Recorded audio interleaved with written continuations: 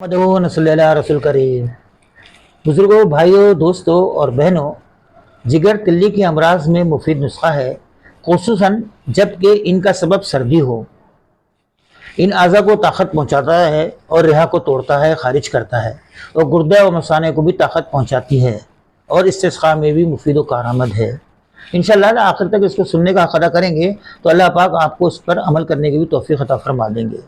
और आज मैं इस नुस्खे को पूरे नुस्खे के तमाम अज्जा के साथ यहाँ आया हूँ। इनको गौर से देखेंगे, गौर से सुनेंगे और इसको सुनने के बाद किसी अच्छे मौलिद से और किसी अच्छे पंसारी से इन अज्जा का एहतमाम करेंगे तो इंशाअल्लाह बेइंतहा फ़ायदा होगा।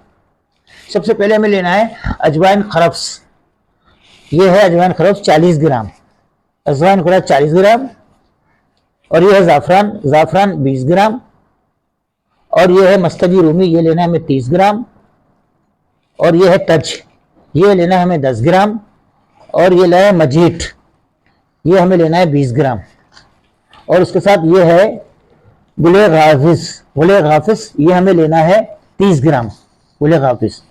उसके बाद फिर हमें लेना है बालछड़, जिसको बिल्ली लुटन भी कहते हैं, ये हमें लेना है 20 ग्राम।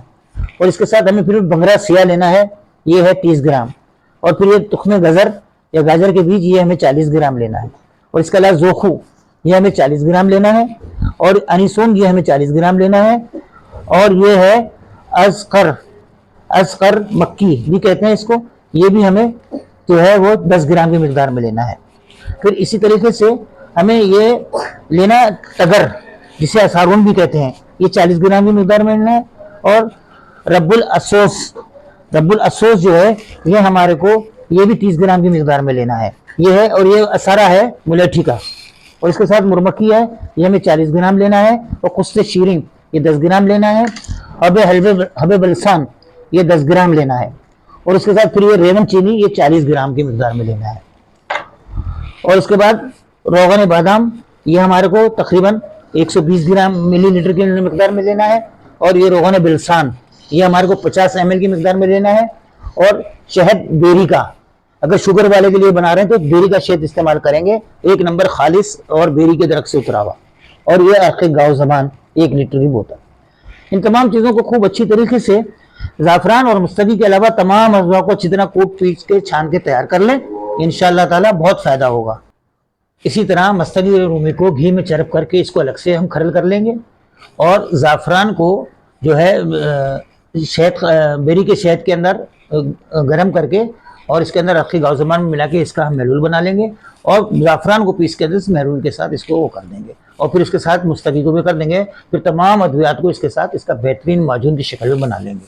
और अगर बहुत ही किसी को शुगर का ख़तरा है तो फिर हम शहद का इस्तेमाल भी नहीं करेंगे और इसका भी नहीं करेंगे।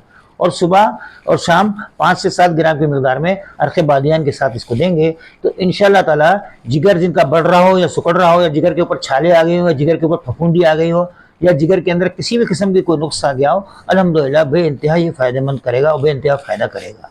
इंशाअल्लाह ताला इसको सुनिए, बार बार सुनिए और इसको बनाने की कोशिश कीजिए और अच्छे मुस्तनद तबीब से मशवरा कर इसके बनाइए। और सवाब की नीयत से सब्सक्राइब कीजिए, शेयर कीजिए और लाइक कीजिए। अस्सलामु अलैकुम वरहमतुल्लाहि वबरकातुहू।